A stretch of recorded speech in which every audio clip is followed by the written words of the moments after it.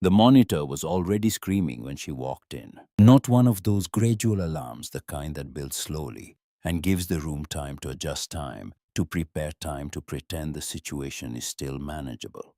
This was the other kind, the flat, sustained, unbroken kind. The kind that meant the conversation between the body on the table and the machines keeping count of it had reached its final sentence. Dr. Corwin Thayer stood at the center of the trauma bay, with his back to the door and his hands at his sides. He was not moving. That was the thing that stopped her. Not the sound, not the blood pooling beneath the gurney and catching the overhead fluorescence in a way that made it look almost black. Not the four people working around the patient, like they were trying to hold water in their palms. It was the stillness of the man who was supposed to have all the answers. He was standing there like a man who had run out of them.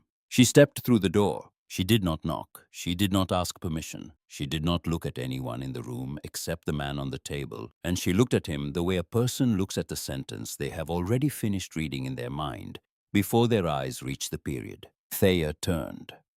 He took one look at her badge, one look at her face, and his expression did what it always did when something entered his domain without invitation. It closed, fast and hard, like a vault door swinging shut on oiled hinges. "Get her out!" He was not raising his voice. He did not need to. 30 years in trauma surgery had given Corwin Thayer the kind of authority that did not require volume. It required only certainty, and certainty was the one thing he had never run short of.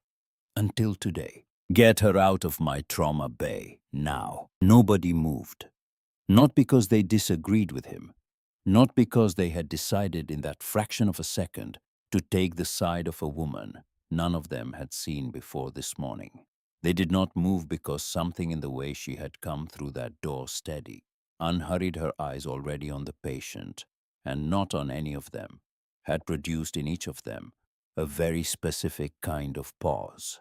The kind that happens when the body registers something the mind has not caught up to yet. She was looking at the patient's neck. 3 millimeters. That was all it was. A deviation so subtle that you would miss it if you were looking at the chest wound, which everyone was, because the chest wound was the thing that was visible and loud and demanding attention. The trachea had shifted. Not much, just enough. And she could see it from the doorway, standing 8 feet from the table, while 4 trained professionals stood within arm's reach and saw nothing but the blood. But that was 90 seconds from now. This is where it started. Leora Ashford had arrived at Metro Health Military Hospital at 6:54 in the morning, which was 6 minutes before her shift was scheduled to begin, and approximately 6 minutes earlier than anyone else on the day rotation expected. She had come in through the main entrance, adjusted the strap of her bag on one shoulder, and walked to the ground floor nursing station without looking at the framed photographs of decorated veterans that lined the corridor walls. She had seen the photographs when she had come in for her orientation 3 days earlier. She had looked at them then. She did not need to look at them again. The hospital served 3 military bases and their surrounding communities. It saw things that civilian hospitals did not see, and it carried a particular energy because of it. Not chaotic exactly, but loaded. Like a room where something important had recently happened and had not quite settled yet. Leora had noticed that energy on her orientation day and had stored it without comment. She was good at storing things without comment. She had been doing it most of her life. A younger nurse named Tilly Dunmore was behind the front desk when Leora arrived, sorting through a stack of charts with the focused efficiency of someone who had already been there for 2 hours and had developed a personal relationship with the coffee machine that bordered on dependency. She looked up, registered the new badge, and offered the kind of careful smile that workplaces extend to people who are not yet known quantities. "You must be the new hire." "Ashford, that is right." Tilly slid a lanyard across the counter. "Welcome. Fair warning, Dr. Thayer is running trauma today, and he came in at 5. She paused to let that carry its own weight, the way people pause when they are delivering information that functions less as fact and more as weather advisory. When he comes in at 5, it means something did not go the way it was supposed to the day before. She lowered her voice in the way people do when they are not actually saying anything confidential, but want to give information the appropriate gravity. The survival rule around here is stay out of his way, do your charts, and do not try to impress anyone your first week. I will keep that in mind, Leora said. She went to find her locker. The hallway to the staff area was narrow and lit with the particular shade of fluorescent that exists only in hospitals and government buildings. A light that does not illuminate so much as it reveals, stripping away every shadow and leaving everything it touches, looking slightly more tired than it actually is. She found locker 47, opened it, placed her bag inside, and stood for a moment with her hand on the metal door.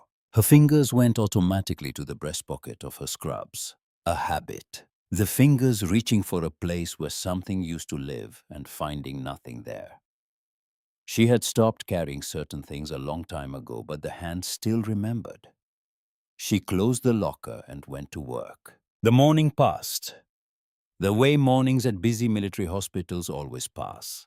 Not slowly, never slowly, but in a rhythm that has its own internal logic, its own grammar, a syntax of urgency and routine that repeats itself with variations, but never with silence.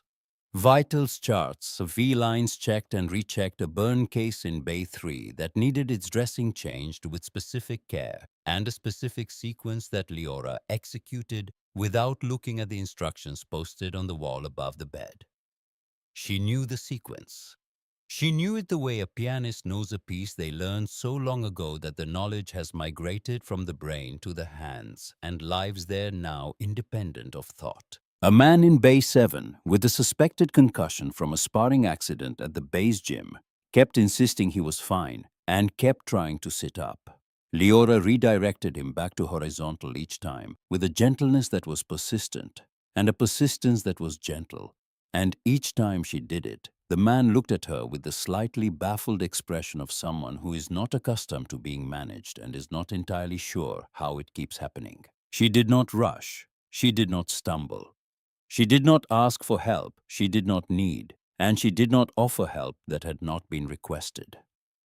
She moved through the work with an economy of motion that belongs to people who have gone past thinking about what they are doing and have arrived at the place where the doing simply happens, fluid and continuous, and without the small hesitations that mark someone still consulting their training. Rowan Kettridge noticed. Rowan Kettridge had been a nurse at Metro Health for 22 years. He had seen every category of new hire that a military hospital could produce, and he had developed over those 22 years a very reliable internal system for sorting them. There were the ones who came in fast and loud and spent their first 2 weeks trying to prove something to people who had not asked for proof.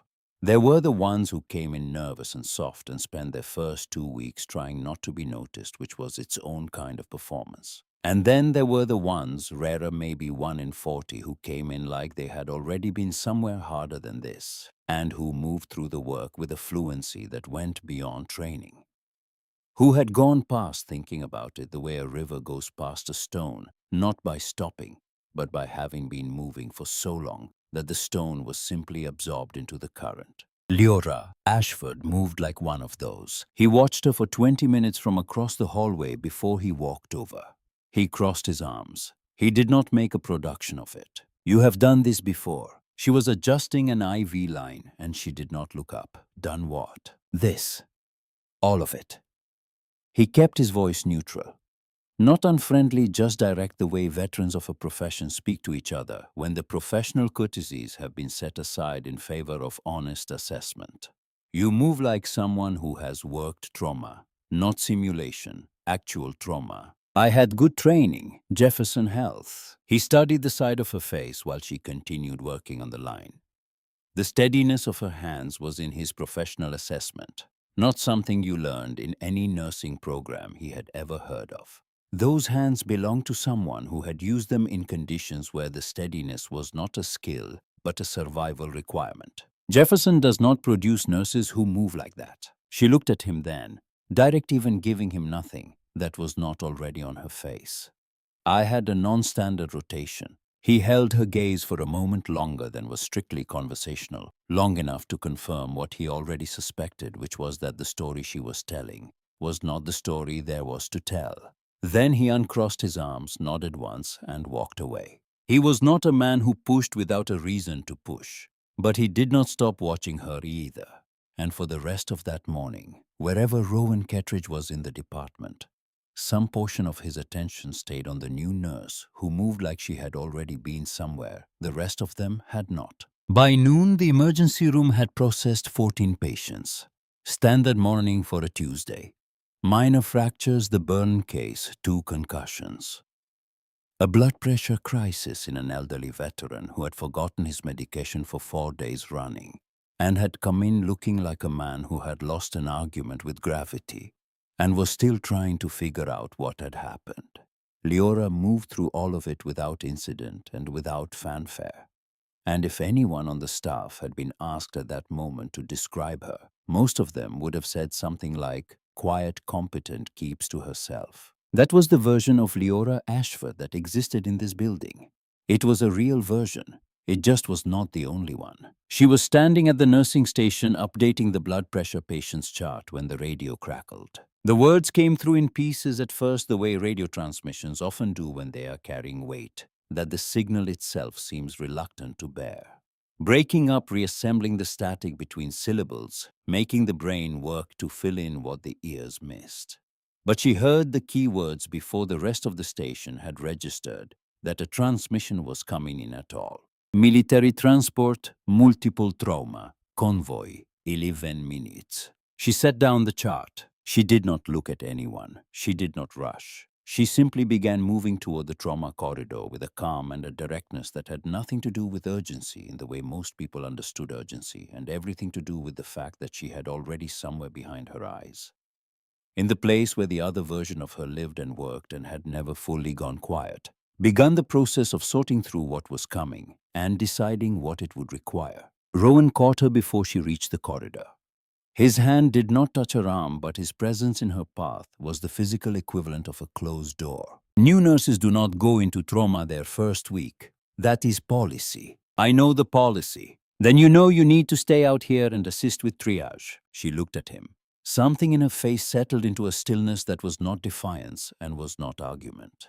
It was the look of someone who has heard the rule, understood it, accepted it, and has done all of that without surrendering whatever was running underneath. The look of deep water that has been told to be still and has obeyed on the surface while continuing to move in every layer beneath. Understood. She stayed at her station, but she did not stop watching the bay doors. The first ambulance arrived in 9 minutes, not 11. The second came 40 seconds later. Then a military transport van pulled in sideways at the ambulance bay, its side door already sliding open before the vehicle had fully stopped. 3 field medics hitting the pavement, still talking in the clipped stacked shorthand of people who had been working continuously since before the sun came up, and who had not yet found the switch that would return their voices to normal conversational register. 6 patients, 4 serious, 2 critical. The emergency room shifted into the specific gear that only military hospitals know, the one that looks from the outside like controlled chaos, but from the inside has a logic as precise as clockwork. Every gear turning in sequence, every person finding their position, the way musicians find their chairs when the conductor raises the baton. Voices called out blood types and allergies. Residents scrambled. Gurneys moved through the corridors in a choreography that had been rehearsed 1,000 times and still carried the electric charge of the unrehearsed. Thayer appeared in the trauma bay, as if he had materialized from the walls themselves, already issuing orders in the flat, declarative tone of a man who expected them to be carried out immediately and who had no cognitive energy to waste on their expectation. He pointed, he directed, he did not ask. Leora moved through the intake area with the fluidity of water finding its channel, efficient, quiet, gathering information and routing it without being asked, keeping the intake from becoming a bottleneck, seeing the things that were easy to miss when the room was running hot, and every pair of eyes was locked on the loudest emergency. The soldier in Bay 2 was masking his pain with stillness. That particular kind of stillness, too controlled, too deliberate, the stillness of a man whose nervous system was doing work that his face was refusing to show. She had seen that kind of stillness before. She knew what it cost, and she knew what it hid. She flagged him for a second assessment and moved on. The medic leaning against the far wall with eyes that were not tracking properly, not exhaustion. The focus was wrong, scattered in a way that had a neurological quality to it rather than a fatigue quality. She told the nearest resident and kept moving. And then the third wave came through. She heard the gurney before she saw it. Not because of anything the man on it was doing. He was not doing anything, which was part of what made the sound of the medics around him so different from the sound around the other gurneys. There was a quality to their voices, a sharpness that was specifically not about volume. It was about density. Every word carrying twice the information it normally would pack tight, and delivered fast, the verbal equivalent of people throwing sandbags at a rising river. He coded twice in the field. A medic, young woman, blood on her gloves, speaking fast and flat. The cadence of someone delivering facts and saving the feeling for later, for a time and a place where feeling would not cost anyone their life. Got him back both times. Pressure is dropping.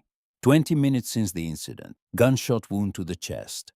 Possible pneumothorax. Blood loss is significant. Another medic reaching for the nearest doctor. He is a SEAL. Special Warfare. Sergeant Beckett Hale. The trauma team swarmed.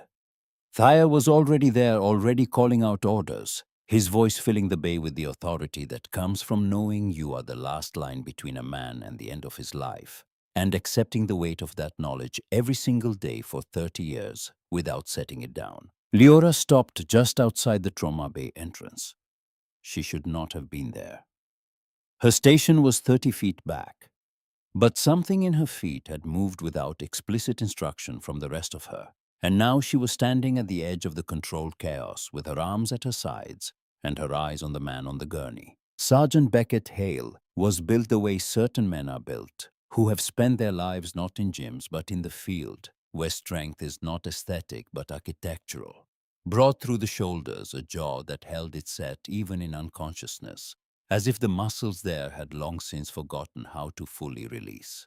The kind of face that had spent years in weather, and showed it the way oak shows weather, not damaged by it but market textured, made more itself by the exposure. His color was wrong.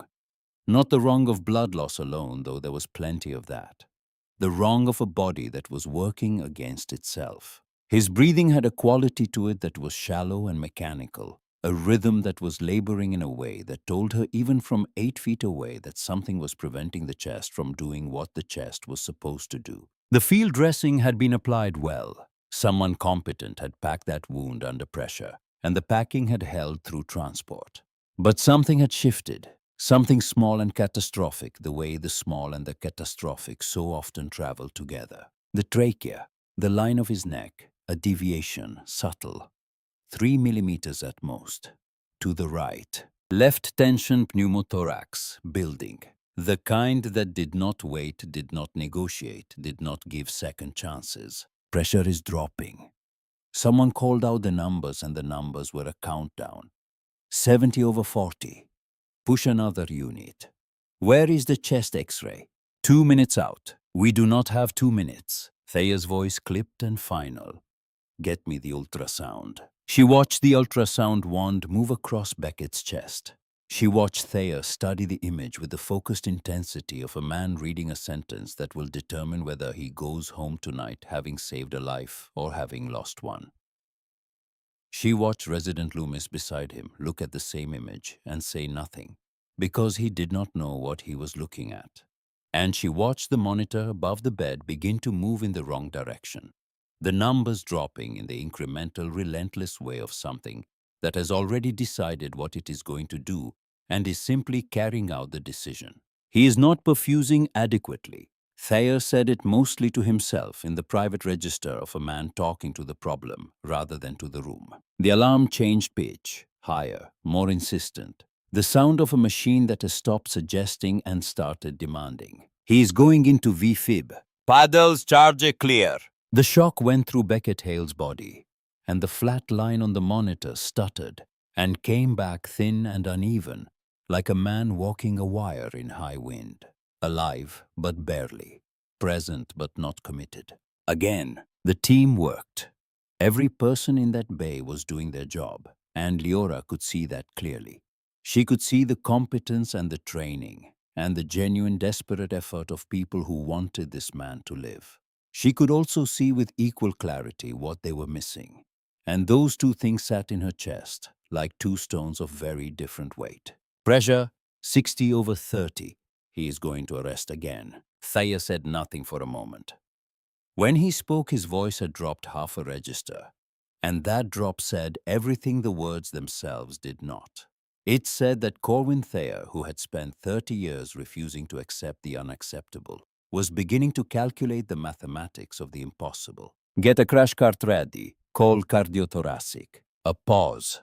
The kind of pause that changes the temperature of a room. And somebody paged the chaplain. The word landed the way that word always lands in a trauma bay. Not with a sound, but with a silence that spread outward from it like ripples in still water, touching every person in the room and changing something in each of them. The chaplain was not called for the living. The chaplain was called when the living was becoming past tense and the room needed someone whose job was not to fix the body, but to be present for what came after.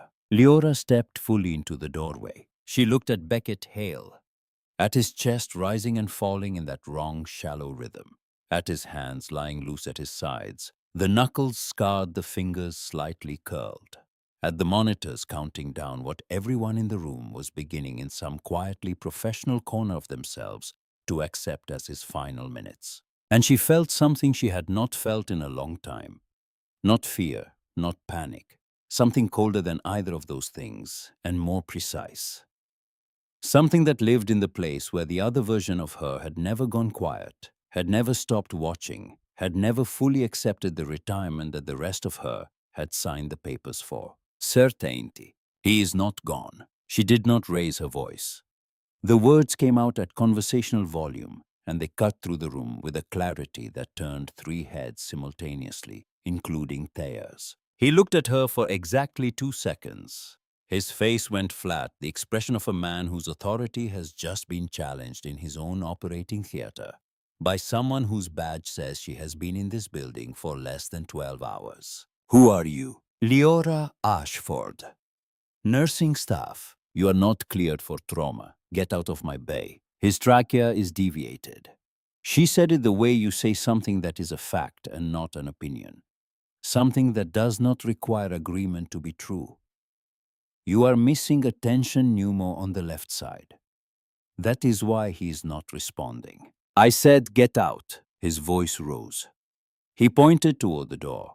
He was not a man who was accustomed to needing to say a thing twice, and the fact that he was doing so now was visible in the set of his shoulders and in every rigid line of his posture. Nobody moved. The room held its breath in that strange suspended way that happens when two forces of very different kinds meet, and neither one has blinked yet. The force of 30 years of surgical authority, and the force of something quieter, something that had no title and no rank, and no institutional backing, but that stood in the doorway with a stillness that was not passive. That was the stillness of absolute conviction. Trachea is deviated to the right.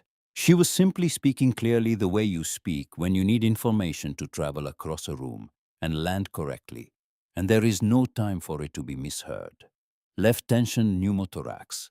You have approximately 90 seconds before his heart arrests again, and this time you will not get him back. She did not flinch. She did not look away. She did not offer Thayer the small diplomatic concessions that people typically offer when they are challenging someone with more power than they have. She simply stood there with the full weight of what she knew and waited for the man in front of her to decide what mattered more. His authority or his patient. You can remove me. Or you can check his left chest. But you cannot do both in 90 seconds. The room held. The monitor broke the silence first. The alarm shifted sharper, more urgent, the sound of a machine that had moved past warning and into declaration. Pressure 50. The nurse at the bedside said it, and her voice cracked slightly on the number. Thea stood motionless for one more second. 1 second in which 30 years of never being wrong fought against the possibility that he was wrong right now in this room in front of his team, with a man dying on his table. Then something in his face changed, not softened, shifted. The vault door did not open, but a smaller door beside it did. He reached behind him and took the needle decompression kit from the tray. He held it out to her. "If you are wrong," he said quietly, "you are done." She took the kit. She moved to Beckett's left side. She found the landmark by touch alone, second intercostal space, mid-clavicular line, the geography of a human chest that she had navigated in conditions that made this fluorescent lit bay look like a classroom exercise. In desert heat, in rain, in the back of vehicles moving at speed over roads that were not roads, in the dark by feel with no light and no help, and no one to confirm what her hands already knew. She positioned the needle. She drove it home. The hiss of escaping air was immediate and unmistakable. That specific pressurized release that meant the diagnosis had been correct, and the intervention had been right, and the body on the table had just been given something back that had been taken from it. The trapped air rushing out of the pleural space, the lung beginning to re-expand the pressure that had been crushing the heart, and the great vessels releasing its grip one molecule at a time. On the monitor, the pressure reading moved. Slowly at first, the way large things move when they are beginning to change direction. Then, with more confidence. 60, 70, 75. Nobody said anything. The silence in the room was not the silence of a room that has nothing to say. It was the silence of a room that has too much to say and has not yet found the words. Leora stepped back. She set the kit down on the tray. She folded her hands in front of her and looked at the monitor and waited. Beckett Hale's breathing changed. The mechanical wrongness in its rhythm, that shallow laboring quality that had told her what she needed to know before she had even stepped through the door, corrected itself. Not all at once, by degrees, like something that had been wound too tight and was finally slowly finding its way back to the tension it was supposed to maintain. His color shifted. The gray receded like a tide going out, pulling back from his face and leaving behind something that was not yet good, but was no longer the color of a man whose body had decided to stop. He was still critical, still bleeding, still a man who needed more than a needle and a correct call.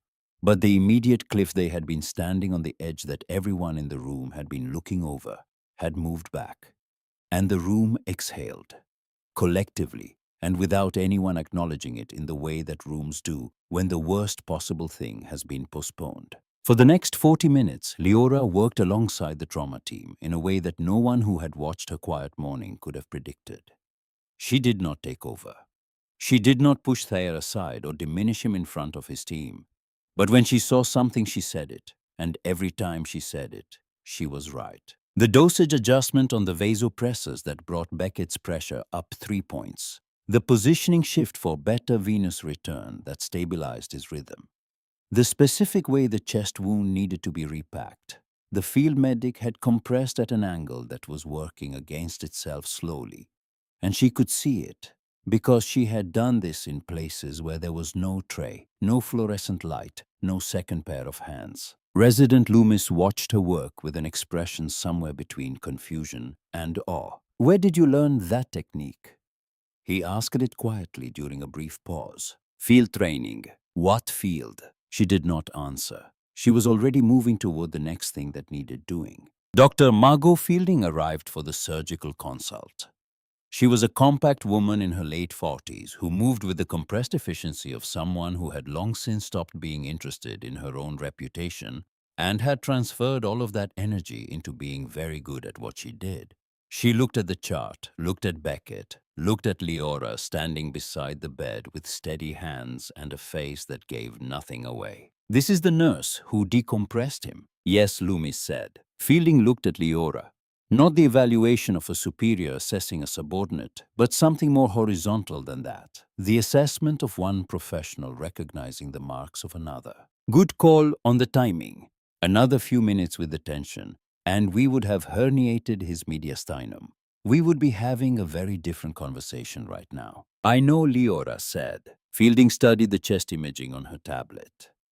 We are taking him to the OR, subclavian repair, possible thoracotomy, depending on what we find. She looked at Leora again with that horizontal assessment. Do you want to scrub in? The question landed in the room in a way that made Loomis's head come up from his notes. Something moved behind Leora's eyes, brief and tightly controlled, and gone before anyone could have confidently named it. I am not cleared for a surgical assist. I'm aware of what you are cleared for. I am asking what you want. A pause. 2 seconds, maybe 3. Tell me where to scrub. In the operating room, Leora worked at the perimeter of the surgical field in the way that someone works when they know exactly what they are doing and are choosing consciously and deliberately not to take up more space than they have been given. Instruments, suction, vital signs called out with a fluency that made the scrub tech glance over at her twice in 15 minutes. You have been in an OR before. Not an accusation. An observation. Field surgery, she said, just as quiet. He nodded once and went back to his instruments. Fielding found the subclavian tear repaired. It addressed the secondary bleeder that the field packing had been holding back with its imperfect angle. And then she paused at the pleural cavity with the stillness of someone reading something unexpected. There is adhesion here. Old adhesion, significant. She examined the tissue more carefully, her instruments moving with the delicate precision of someone turning pages in a very old book. This man has had a previous hemothorax, untreated at some point in the last few years. She looked up across the surgical field at Leora. Do you know his history? He is active duty SEAL. Whatever's in his history is classified. Whatever classified thing happened to his chest, Fielding said. Returning to the repair, someone kept him alive through it without adequate facilities. The scarring is textbook improvised management. She paused. Actually impressive given the location. Leora said nothing, but for a fraction of a second her grip on the retractor shifted, tightened, then released, and her face remained exactly as it had been. Beckett Hale came out of surgery at 7:47 in the evening. He had been in the operating room for 2 hours and 19 minutes. He was breathing on his own, which Fielding described with a restrained satisfaction as unexpected but welcome. They moved him to the surgical intensive care unit on the 3rd floor. Leora followed the gurney as far as the elevator. Then she stopped. She had been on her feet for 13 hours. Her shift had technically ended 90 minutes ago. She was not assigned to the SICU. She had no medical or professional reason to step through those elevator doors. She pressed the button. Thayer found her in the corridor outside the SICU an hour later. He had his coat on but had not left. He looked tired in the way that comes not from the hours but from the weight of them. Walk with me. They walked to the end of the corridor. The hallway at this hour ran at the lower register of a hospital's late evening, still working, still breathing, but more slowly. Thayer stopped near the window at the end of the hall and turned to face her. He put his hands in his coat pockets. I pulled your file. I assumed you would. It is very clean. He let that sit between them, the way a man lets a card sit face down on a table when he already knows what it shows. Jefferson Health Nursing Program. Penn Presbyterian. 1 year at a family practice in Harrisburg. No gaps, nothing out of order. He paused. Very clean. I'm a thorough person. The thoracic rotation, you clearly had the one that let you do a needle decompression in 45 seconds with perfect landmark identification, is not in that file. He held her gaze. And whatever surgical experience let you function in that operating room tonight. Dr. Fielding told me you were the most useful non-surgeon she has had in that room in 5 years. That is also not in your files. She said nothing.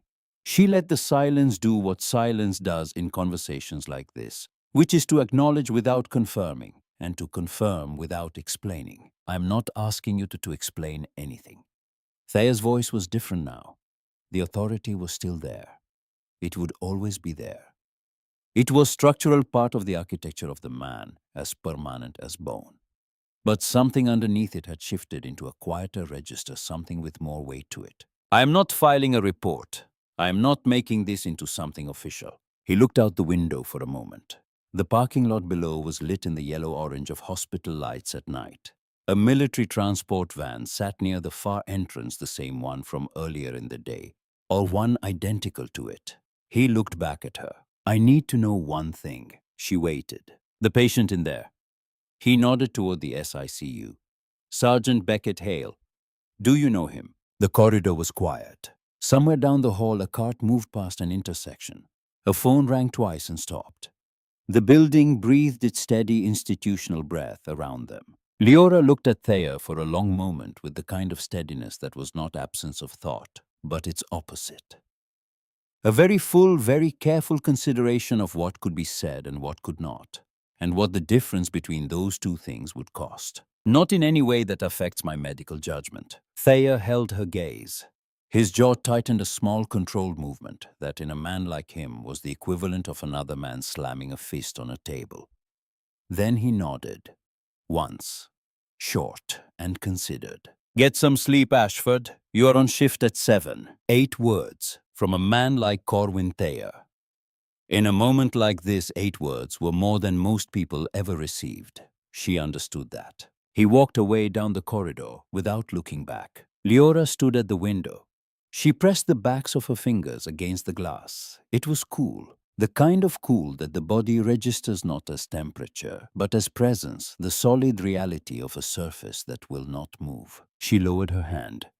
She went back to the SECU. Yvonne, the night charge nurse, had the kind of composure that comes not from lacking reactions, but from having had enough of them over enough years that the body learns to process them quietly.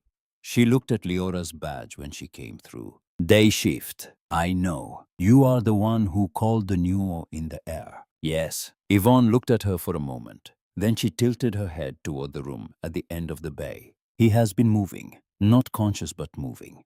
His right hand keeps reaching for the IV line. We have redirected twice. He is a fighter. Most of them are. Doesn't always help. She looked at her monitor. You can sit in there if you want. Don't touch anything without telling me first. Leora went in. She sat in the chair beside the bed, and she looked at Beckett Hale's face in the light of a SICU room at night, where the machines cast their own kind of illumination, blue and green, and the intermittent red of an alarm set to stand by a light that made every face look like it belonged to someone suspended between two worlds and had not yet committed to either. His color was better. The gray had receded. His breathing moved his chest in even deliberate cycles that were a world away from the mechanical wrongness she had recognized from the doorway 8 hours earlier. The man on this bed was not the man on the gurney. He was the same body, but the body had made a decision, and the decision was evident in every breath. She looked at his right hand lying still against the white sheet. There was a scar along the outer edge of it, a burned scar. The kind she recognized with the specificity of someone who knew what different kinds of burns look like and what kinds of incidents produce them. This one had come from a very particular kind of field incident in a very particular set of conditions. She knew the kind. She had been in the vicinity of that kind once, in a different country, in a different life. She looked at the scar for a moment longer than was medically necessary. Then she looked back at his face. You always were hard to kill. She said it very quietly. Below the threshold of the machines, below the level of the security camera on the far wall, a sound that existed only in the space between two people, even if one of them was not conscious enough to receive it. Even when you were trying to get yourself killed, his hand moved, the right one, the one with the burn scar. It shifted on the sheet, the fingers spreading slightly, reaching for something that was not there. She watched it for a moment. Then she reached out and placed her hand over his, not holding, not squeezing, just resting there, steady and present.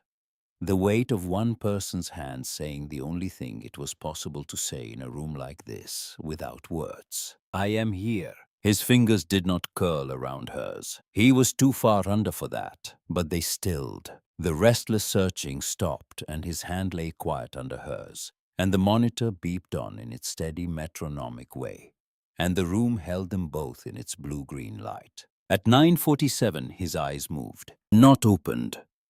Moved. The lids shifted, the muscles beneath them contracting in the heavy, effortful way of someone fighting upward from somewhere very deep.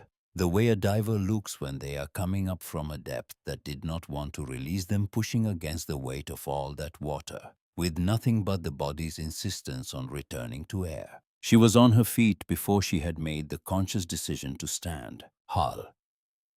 Her voice was low and steady, the voice of someone who has delivered this particular set of sentences enough times to know exactly how they need to sound.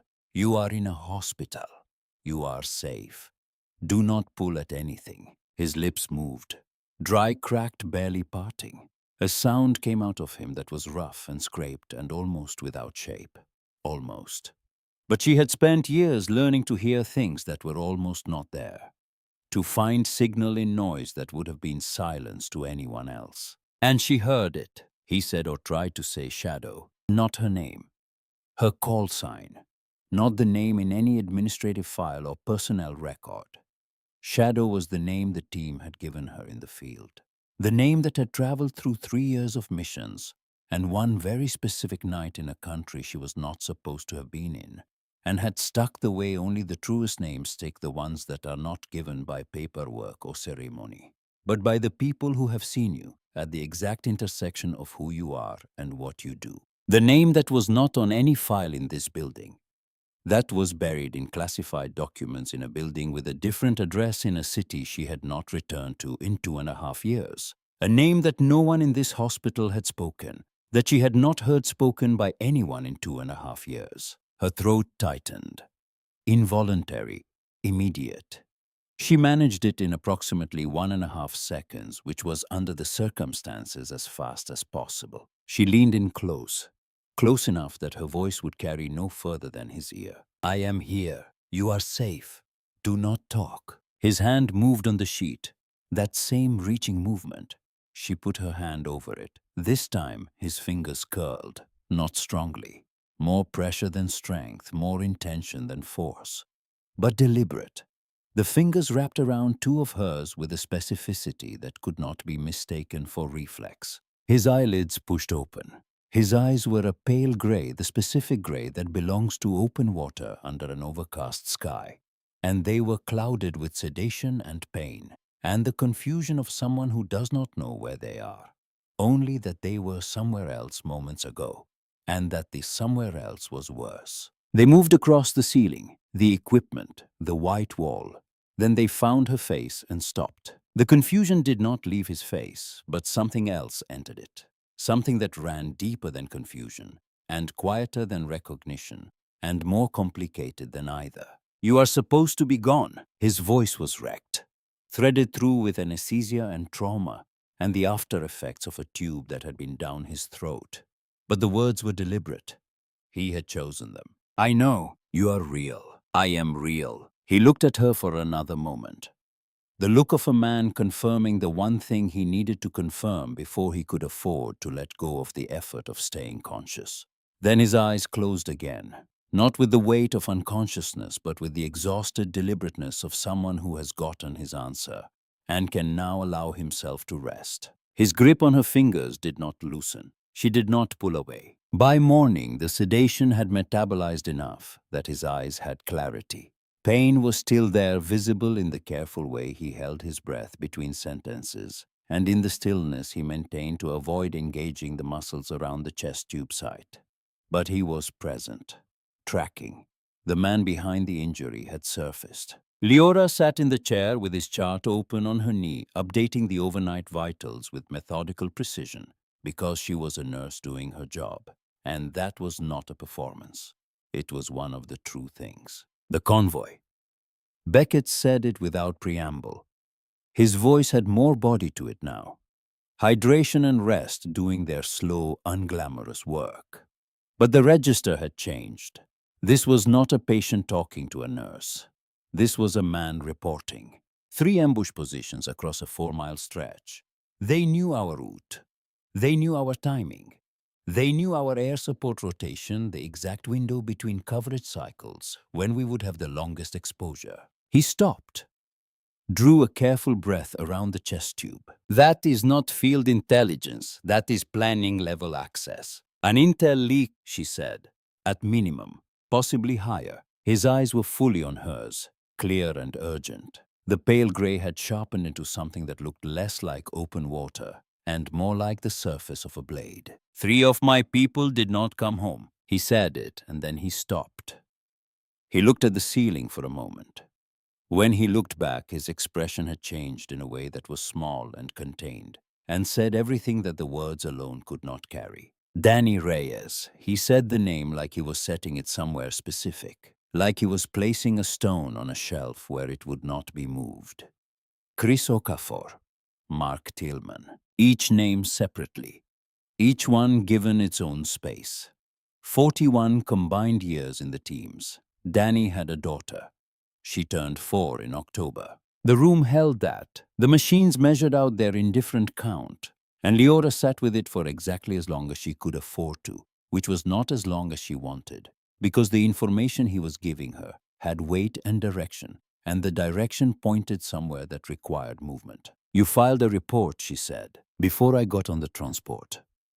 Bypassed the standard chain, went directly to the Inspector General's office. I did not know why at the time. Instinct. Good instinct. There is a problem. His jaw tightened. One of the people in the distribution chain for the mission package, someone with planning level access, is someone with enough reach to make your report disappear if they want to. She held his gaze.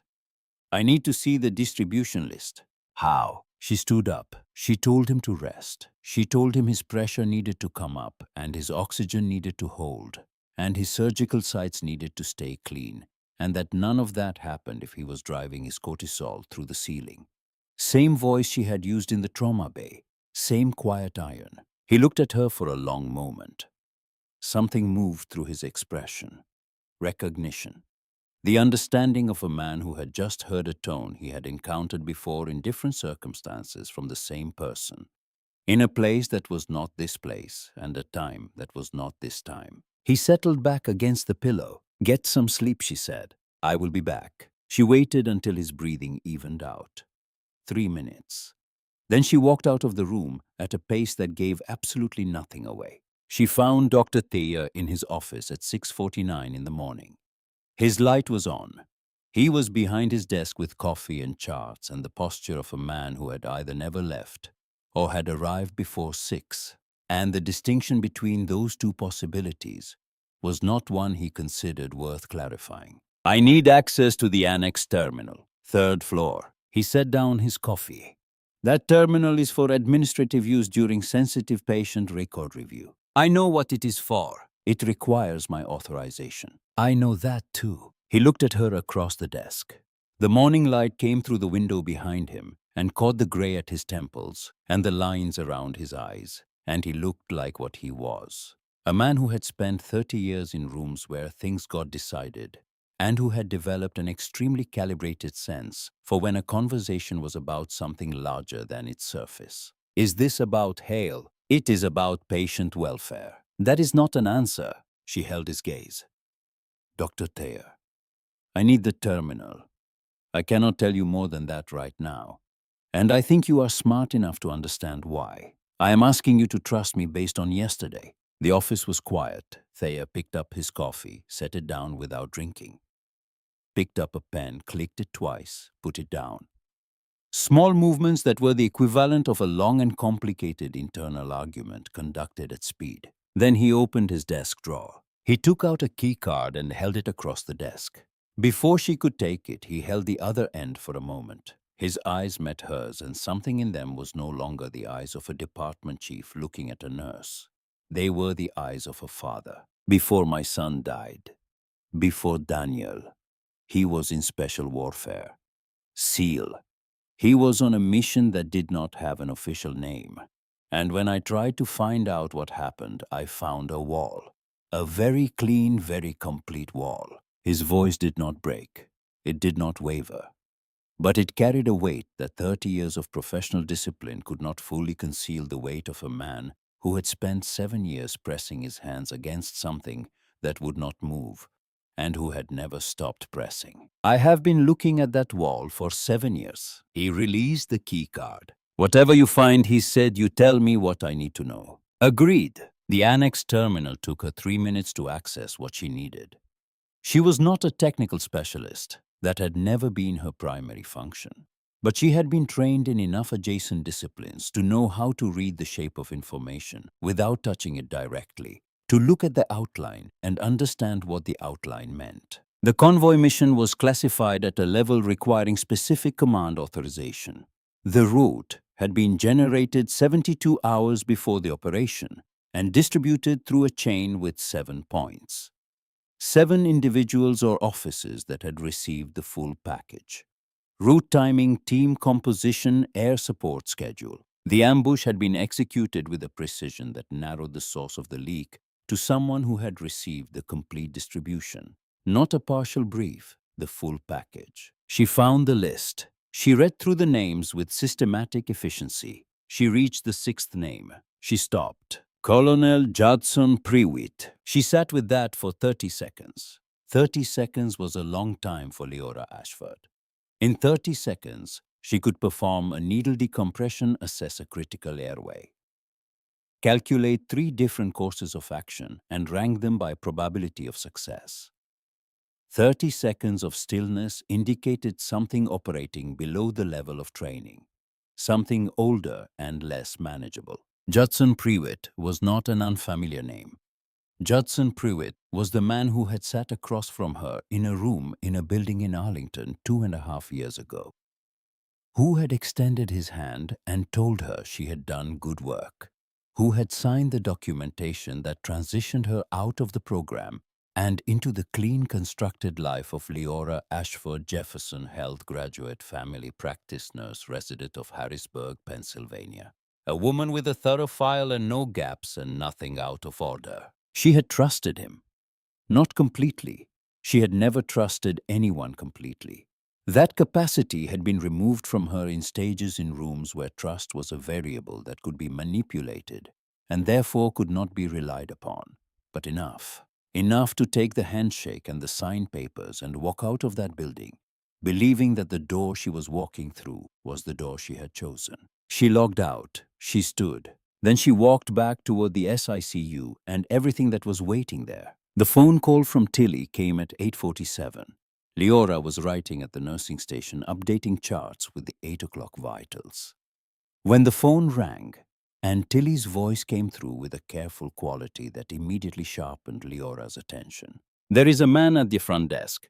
He did not give his rank initially. He showed an ID and asked for the attending physician and the room number for the patient admitted yesterday from the convoy. Leora's hand did not tighten on the phone. She had eliminated that reflex years ago in rooms where a tightened hand could be read from across a table by people trained to read exactly those kinds of signals. I need you to confirm something for me without making it obvious. His physical description. Height, build, approximate age. Whether his badge shows a rank. A pause. Then Tilly, in the carefully neutral voice of someone who understood that the neutrality was load-bearing. Mid-50s, solid build, service uniform, colonel's insignia. Badge reads Colonel Judson Prewitt. Another pause, smaller. Leora. He is not alone. There is a second man. Civilian clothes. He has not said a word since they came in. She had known the name before she picked up the phone. She had needed to confirm the face, the rank, the physical reality of a man she had known only from a signature and a handshake in a room she had walked out of and never returned to. Knowing a name on a list and knowing that the name had walked through the front doors of your hospital were 2 different kinds of knowing. Now she had both. Is Dr. Thayer with them? He came down 2 minutes ago. He is talking to the colonel now.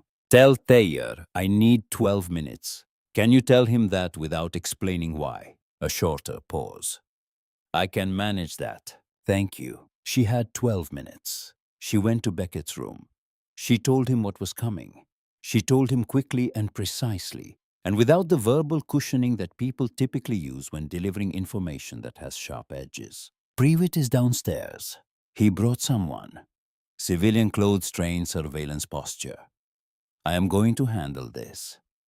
You are going to stay in this bed and let me." His jaw set in the way she remembered the particular configuration of a man who did not accept being sidelined.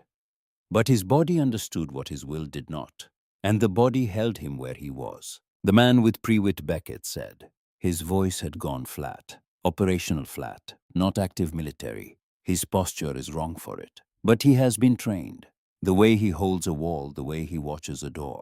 He is a private asset, which means Prewitt is not moving through official channels. Which means Prewitt is scared, she said. He knows I know something. He does not know how much. He will assume the worst, which is correct. She straightened.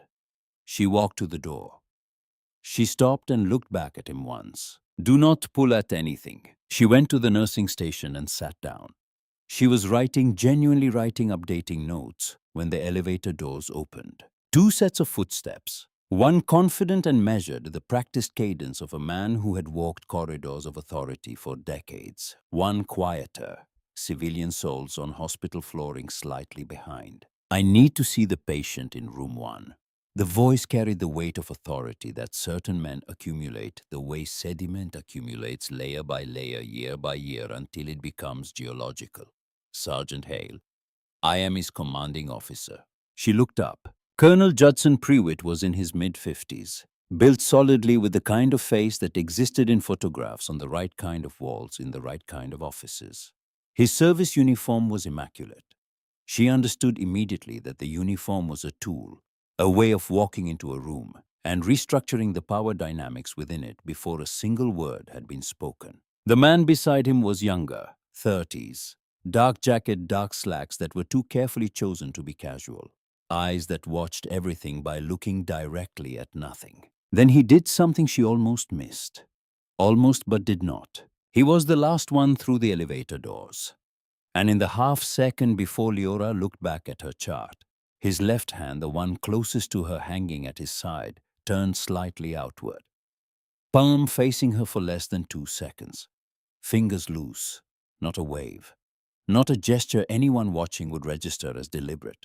A signal. She had used that signal herself, once, a long time ago, in a building that did not have a public address. She kept her face neutral. Colonel Prewitt.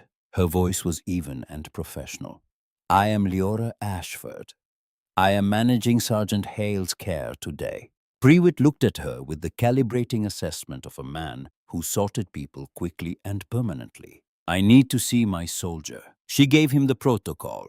Post-surgical SICU patient. Physiological stress response. Medical clearance required before any visitor interaction. Thea backed her from behind, solid and unmoved. The full weight of 30 years of medical authority settled into his posture. Prewitt pushed. Security clearance supersedes hospital administrative protocol. You may have that clearance, Thea said, but this is my SICU, and that is my post-surgical patient. And the only clearance that functions in this unit is medical. 10 minutes. You are welcome to wait. She walked Prewitt and the man in the dark jacket to the consultation room at the end of the hall. She sat across from Prewitt, and she told him that Beckett had asked her to slow the visit down, that he was not ready, that whatever had happened in the field was sitting on him hard, that strong soldiers often have the most difficulty admitting when something has shaken them because they do not feel they are allowed to be shaken. She watched Prewitt's face while she spoke. She watched every small controlled movement that crossed it and vanished. She caught every one. 15 minutes, Prewitt said. She walked out. She moved fast the moment she turned the corner. She went directly to Beckett's room. Thea was already inside, tablet in hand, speaking low and rapid. The transfer documentation to Fort Belvoir was being drafted on legitimate medical grounds. How long, Beckett said. 15 minutes before he gets suspicious. Rowan Kettridge appeared. She asked him to take Prewitt to the second floor on a pretense of administrative paperwork. He looked at her. He looked at Beckett. He looked at the room with the expression of a man who has located a wall and is deciding whether the bruise of going through it is worth what waits on the other side. I told you I needed an explanation by noon, he said. It is 10:23. He straightened his shoulders, adjusted his badge, and walked out with the unhurried professional stride of a man on a routine errand.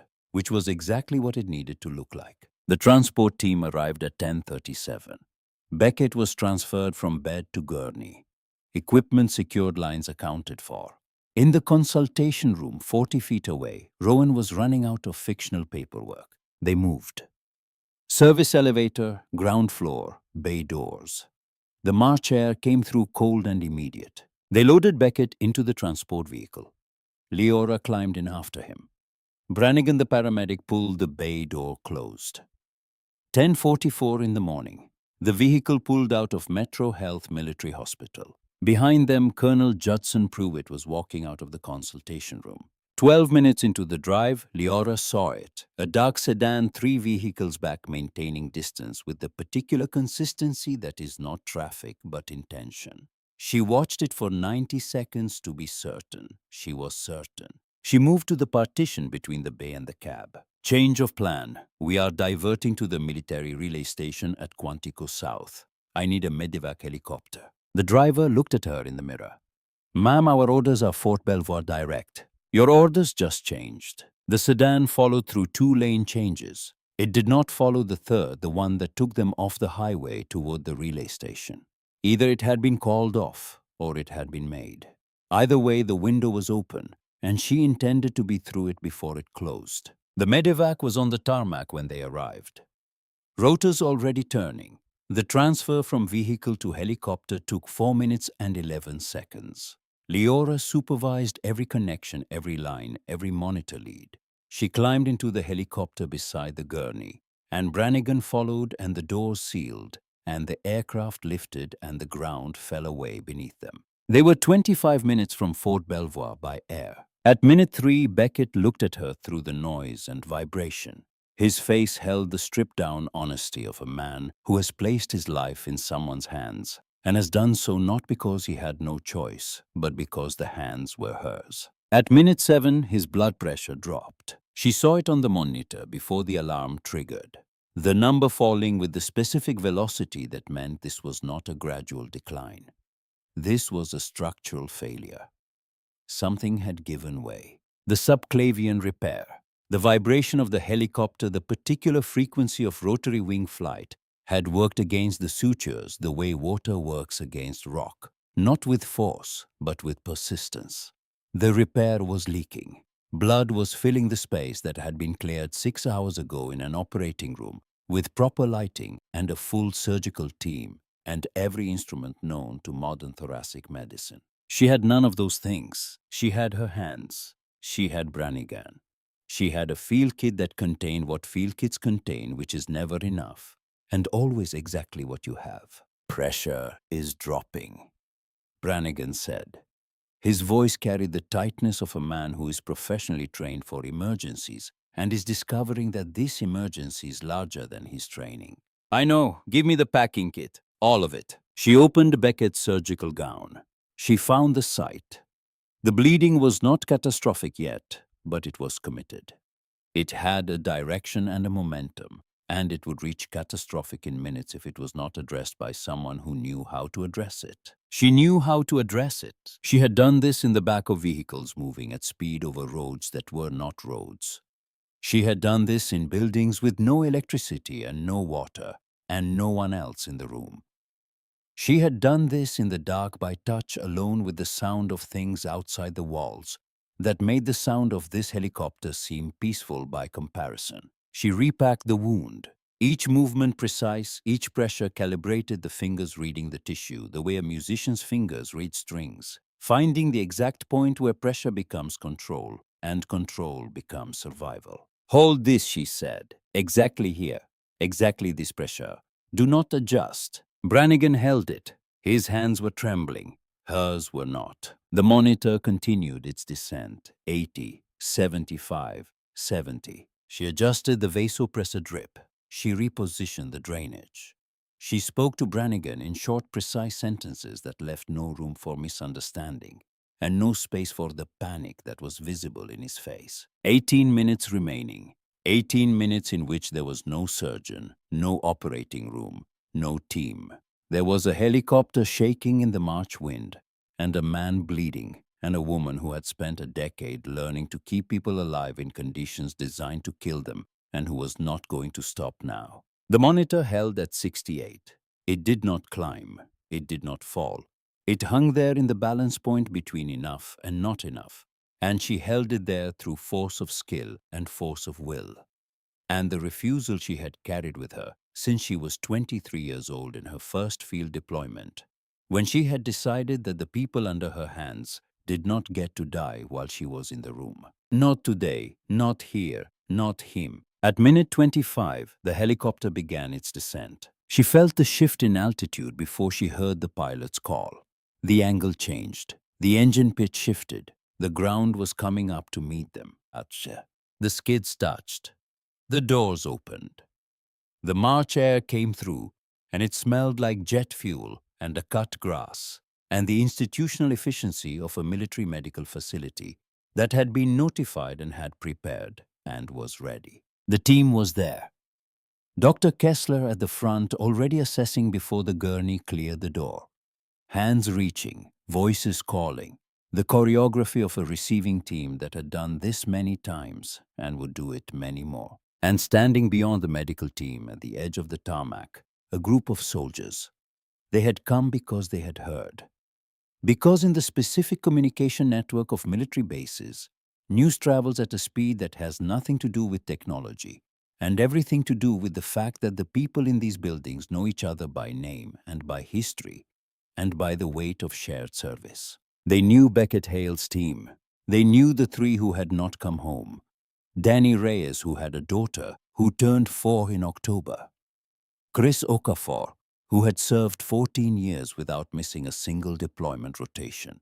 Mark Tillman, who had been 2 months from retirement and had volunteered for one last ride because that was the kind of man Mark Tillman was. They had been told somewhere in the chain of quiet, unofficial, deeply human communication that runs beneath the official channels like groundwater beneath pavement, that the fourth one, the one who had survived, was coming in by Medevac, and that it was not certain he would arrive alive. Leora stepped down from the helicopter. Her hands were covered in blood. Her scrubs were marked with it. Her face held no expression that could be named, because naming it would have required acknowledging it, and acknowledging it would have required stopping, and she was not yet ready to stop. She walked beside the gurney as they moved Beckett toward the building. She kept her hand on the rail. She watched the monitor. She watched the numbers hold. And behind her at the edge of the tarmac, the soldiers watched. A staff sergeant in his 40s, 4 deployments, a man who had thought he had seen every form that courage could take, stood with his hands at his sides and his jaw locked and his eyes wet. He did not wipe them. He did not look away from the woman walking beside the gurney, with blood on her hands, and the steady, unhurried stride of someone who had just held a man's life together at 3,000 feet, with nothing but her training and her refusal to let go. Beside him, a younger soldier, barely 25, who had served with Danny Reyes, and who had spent the last 48 hours carrying the specific weight of a loss that had not yet fully landed, watched the gurney disappear through the doors, and felt something move through his chest that was not grief exactly, but was adjacent to it. The understanding that Beckett Hale was alive because one person had refused to accept the alternative. That the alternative had been right there inches away for 18 minutes in a shaking helicopter above the Virginia countryside, and one person had stood between it and the man on the gurney and had not moved. He turned away from the building. He put his hands over his face. His shoulders moved once.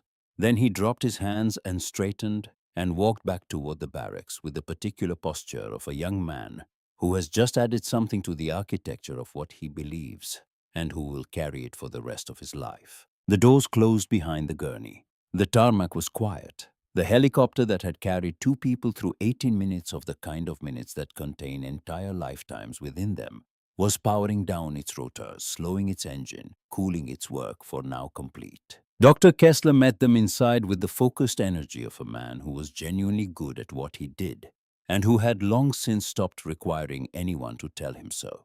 He was a thoracic surgeon in his early 50s, compact, precise. He read the chart. He read the imaging. He looked at the packing that Leora had applied in the helicopter, and he looked at it for longer than he looked at anything else. You are the one who called the tension pneumo yesterday. Yes. He studied the field repair she had done at altitude, the packing configuration, the pressure points. Textbook call on the pneumo. And this, he said, indicating the repacking. This is combat medicine at its highest level. Another 5 minutes without this intervention, and we would have had exsanguination with no surgical capability available. We would not be having this conversation. I know. He looked at her. The assessment was brief and complete and contained no judgment, only recognition. Then he moved forward into the work of receiving a patient who needed him. And Leora moved with him, and the handoff was clean and complete in the way that good handoffs are. Beckett was taken to surgery for the second time in 24 hours. The subclavian repair was reinforced. Kessler worked for an hour and 40 minutes. And when he came out, he told Leora that the repair was solid and that the prognosis had shifted from uncertain to favorable. They moved Beckett to the surgical ICU at Fort Belvoir. Leora followed as far as the room. She checked the monitors. She checked the lines. She checked everything that could be checked by a woman who had spent the last 26 hours doing nothing but keeping one man alive. Then she pulled the chair close to the bed and sat down. Her phone rang at 12:17. The number was one she did not recognize, which meant it was one she was not supposed to recognize, which in the life she had lived before Harrisburg had been a perfectly ordinary occurrence. She stepped into the hallway. One breath. She answered, "Miss Ashford." A woman's voice, measured, precise. "My name is not important right now. What is important is that you understand that the material you accessed this morning, combined with Sergeant Hale's report, filed directly to this office before his transport has been received, and is being actioned as of 11:45 this morning." Leora looked at the wall in front of her, plain institutional white. Previt. The individual in question is being placed on administrative hold pending a full investigation. He is being informed of this within the next 15 minutes. A brief pause. The man he brought to your facility this morning. The one in civilian clothes. He was not Prewitt's asset. He has been ours for 8 months. His documentation of Prewitt's movements over the last quarter is part of the evidence package. Another pause. He asked us to tell you good instincts. Leora stood very still. She thought about a half second in a corridor. A palm turned outward for less than 2 seconds. Fingers loose. A signal that was not a wave and was not a gesture, and was not anything that anyone watching would have registered as deliberate. She had been right. The man in the dark jacket had been standing beside the wolf while working for the shepherd, and he had found a way in less than 2 seconds to tell her so. "He will have lawyers," she said. "He will. They will be very good lawyers." A pause. "The evidence will be better." Another pause. The longest one yet. And when the voice came back, it had shifted into a register that was not strictly professional. Something that acknowledged the weight of what was being said without making a performance of the acknowledgement. "Ms. Ashford, we are aware of who you are. We are aware of what name you are currently using and where you are currently employed. None of that changes today. Leora Ashford, nurse, remains exactly who she is wherever she is." The briefest pause of all. "Thank you for not walking away from it." The line disconnected. Leora held the phone against her side. She stood in the hallway for a moment. She looked at the floor. The institutional tile that was the same in every hospital she had ever been in every building she had ever worked in. The same floor. The same woman standing on it. Different building. Different name. Same hands. She put the phone in her pocket. She went back into the room. Beckett looked at her when she came through the door. His face had the open quality it had carried in the early hours, that stripped-down honesty that the proximity to death sometimes leaves behind, like a tide that goes out and reveals the actual shape of the shore beneath. "Well, it is moving. Fast." He read her face the way he had always read it, not the surface but the architecture beneath. "Prewitt. Administrative hold as of this morning. Investigation is open." Something happened to Beckett Hale's face that she did not have a precise word for. Not relief. Relief was too simple, too immediate, too clean for what was moving through him. It was something heavier and more complicated. The specific private weight of a man who has needed something to mean something and has just been told that it does.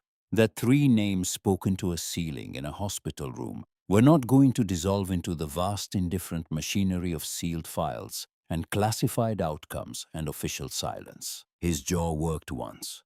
He pressed his lips together. His right hand, the one with the burn scar, gripped the bed rail with the force of a man whose body had very little strength left and was using all of it on this one thing. Danny Reyes, Chris Okafor, Mark Tillman. He said the names one more time, not as information, not as a report, as a placement, setting each one somewhere permanent, somewhere that could not be classified or redacted, somewhere that existed outside of any system and belonged only to the man who carried them. He said nothing for nearly a full minute. The monitors kept their count. The room held its quiet. Then very quietly, okay. Just that. The word carrying everything that could not be said cleanly, and everything that did not need to be said at all, because it was already present in the room, in the air between them. Okay, she said back. She sat down in the chair beside the bed. She reached out and put her hand over his on the sheet. This time, he did not need to reach. Her hand was already there. Her phone rang again 20 minutes later. Not the unmarked number. A number she recognized but had not heard from in 2.5 years. She stepped into the hallway. Diana. Diana Voss's voice occupied the register of a woman who had spent her career in rooms where the management of information was not just a skill, but a form of architecture, where every sentence was a load-bearing wall, and every pose was a doorway that led somewhere specific. There is something I need to tell you about the reason you left the program. Leora stood in the hallway. Through the glass of Beckett's room, she could see him in the bed, the chest rising and falling, the hand resting loosely on his sternum.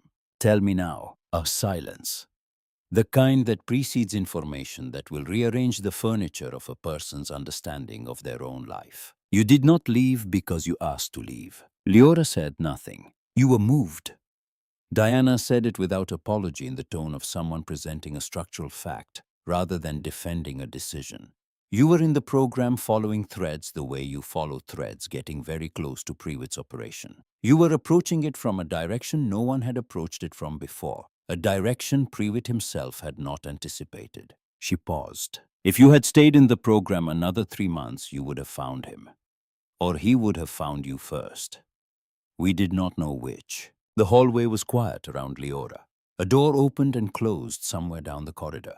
A cart passed a far intersection. So you made the decision for me. We made the decision to protect an asset. Diana said it the way a person says something they have thought about many times and have arrived at the version of it they can carry.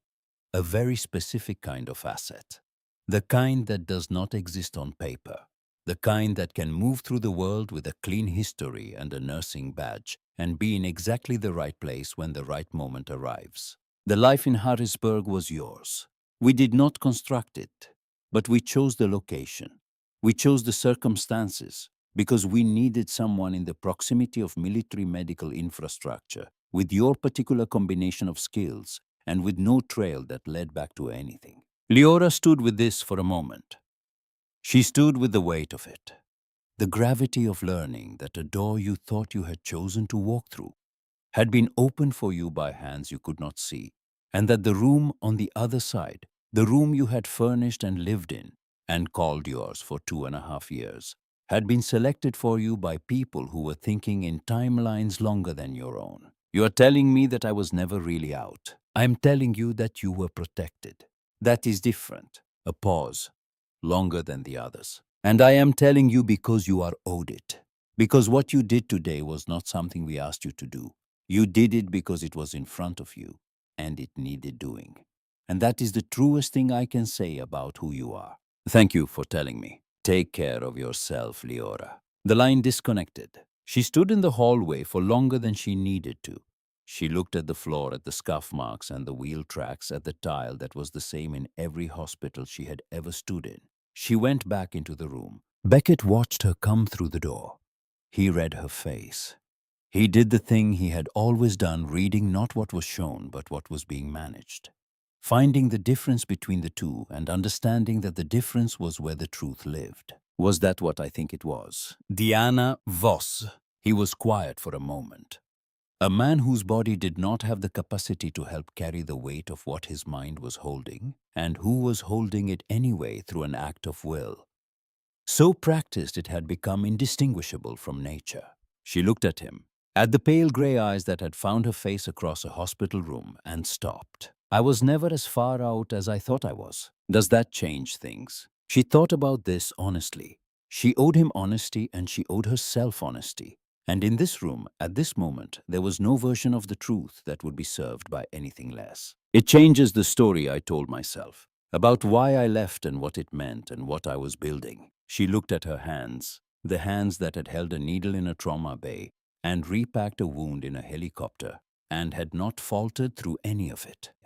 It does not change what I built. The building is still mine. And what you did today, that was mine too. That was always going to be mine wherever I was if it came to it. She looked back at him. I did not need Diana Voss to tell me that. Somewhere on the other side of the building, in the administrative wing, a phone was ringing.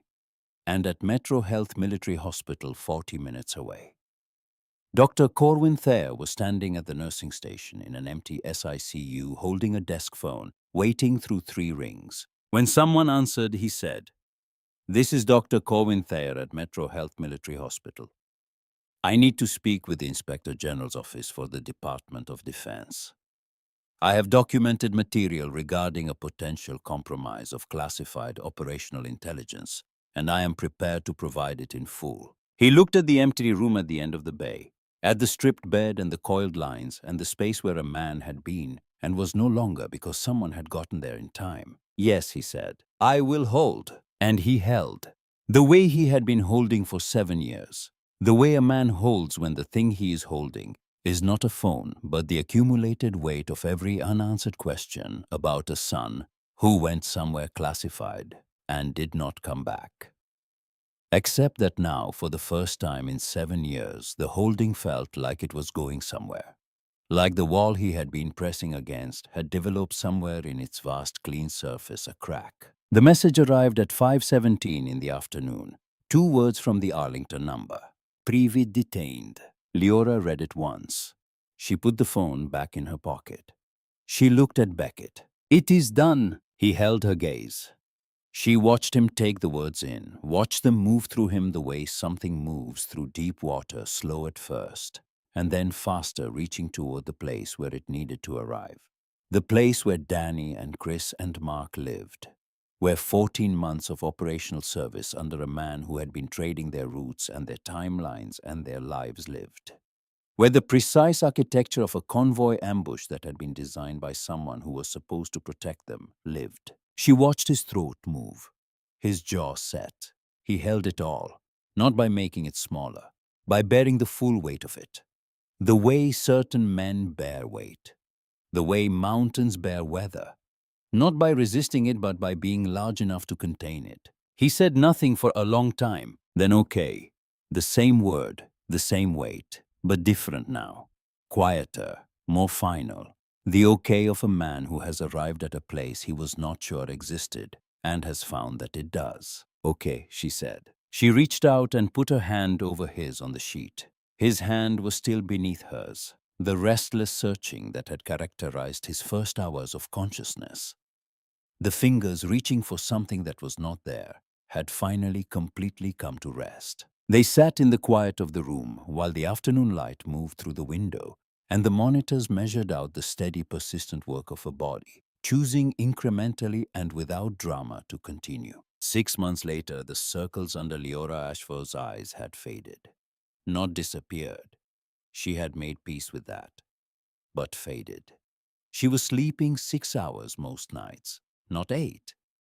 6.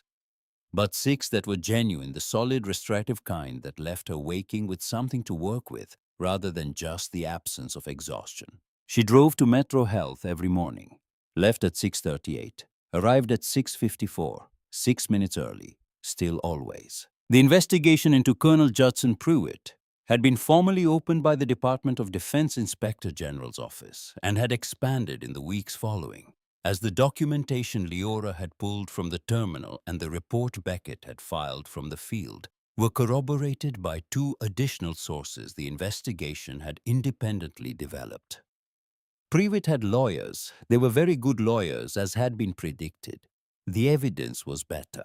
The three names, Danny Reyes, Christopher Okafor, Marcus Tillman, appeared in the formal IG documentation, not as footnotes, but as the reason the document existed. They were the foundation upon which the entire investigation was built. Danny's daughter had turned 5 in October.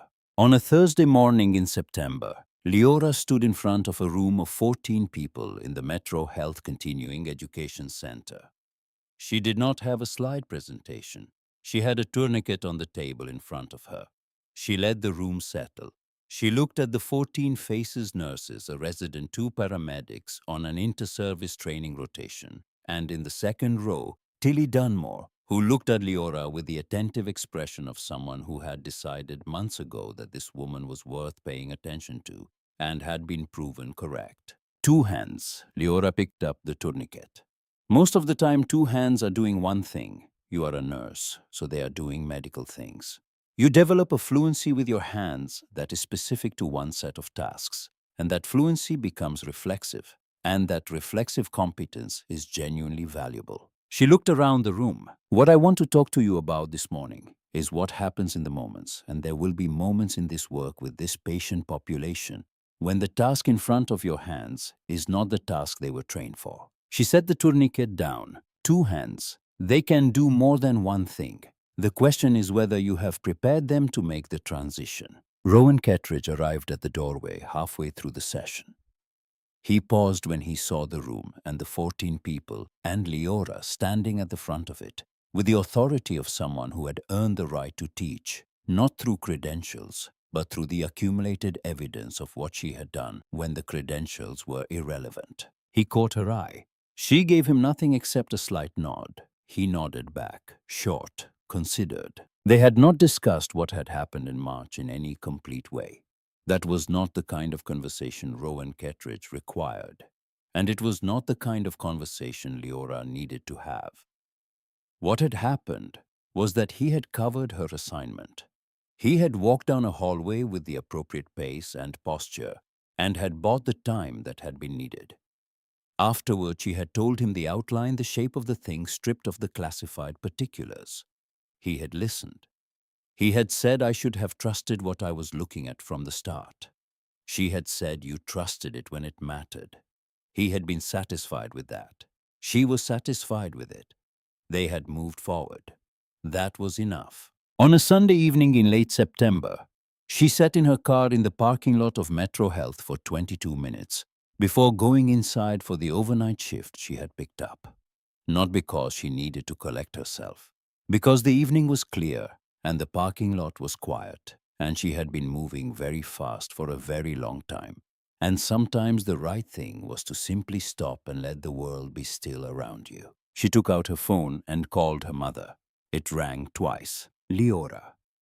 Her mother's voice had the quality of a woman who had spent the last several years being surprised whenever her daughter called, because the calls had been infrequent and carefully managed, and had carried the weight of conversations conducted across a distance that was not only geographical.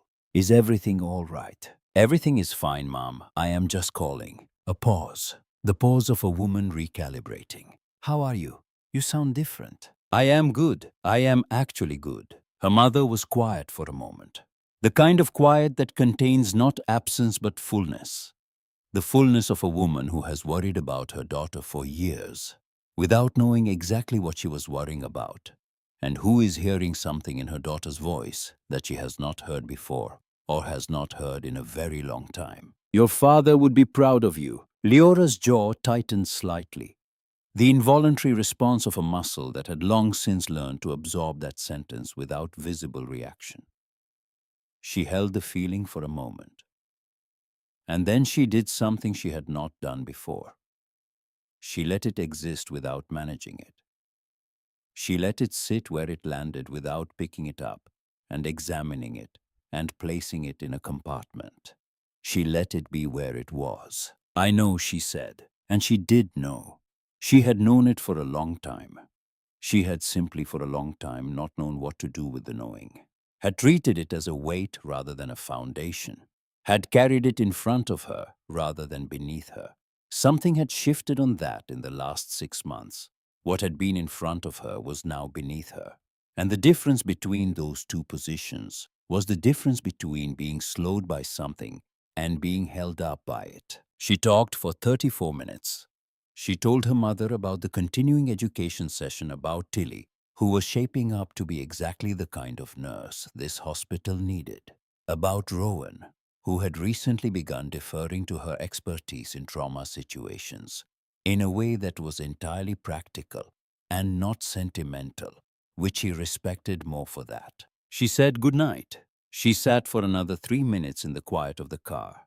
Then she got out. On a Monday morning in October, she was sitting at the nursing station updating charts before the start of her shift, when her phone vibrated with a message from a number she had not heard from in 6 months. The message was brief: "Cleared for full duty. Back in Virginia next week. B." She looked at it for a moment. She had known. She had heard from Kessler's office. She had her own channels, however quiet, and she had tracked the recovery from a professional distance attentively and without announcement, in the way of someone who understood that caring and showing caring were two different operations and that the latter required timing. She typed, "I know. I heard from Kessler's office. What time does your flight land?" She put the phone face down on the desk. She looked at the nursing station, at the charts, at the corridor beyond the glass, where the morning was beginning its steady institutional rhythm. Her phone vibrated. 1840, Reagan National. She looked at that for a moment. Then she typed, "There is a decent coffee place near the arrivals exit. I will be the one not running." She put the phone in her pocket. She sat for another 30 seconds in the quiet of the station, with the morning light coming through the windows and the feeling of a thing that had been waiting a long time finally being given permission to begin. Then she stood up. She had materials to review, notes to make, a briefing at 8 that she would be ready for because she was always ready. Because readiness was not something she performed, but something she was the way. Breathing was something she was the way. Steadiness was something she was the way. The combination of precision and warmth that made her both a very good nurse and something older and harder and more difficult to name was something she was. And at 6:40 in the evening, she would be at Reagan National Airport, standing near the arrivals exit with her hands in her pockets and her badge still clipped from her shift. Not running, the way she never ran, only moving steadily toward whatever needed her most. In all the weeks that followed, for as long as the story was being told, Lyora Ashford arrived at Metro Health Military Hospital 6 minutes before the start of her shift. She walked in through the sliding glass doors without pausing to admire anything or to prepare herself, or to become something other than what she already was. She went to the nursing station. She clipped on her badge. She began. The habit of reaching for the breast pocket of her scrubs had faded in the way that habits eventually fade when the thing they were reaching for has found another way to be present. There was a version of her that was a nurse at a military hospital in Virginia. That version was real and built with her own hands and belonged entirely to her. There was another version, older, harder, more precise, that had never fully set down its tools. And had it turned out been correct about that? Both of those versions showed up every morning. Both of them were ready. Two hands, steady. The work in every form it took was never finished. It just changed shape. And Lyora Ashford had never been afraid of a thing because of its shape.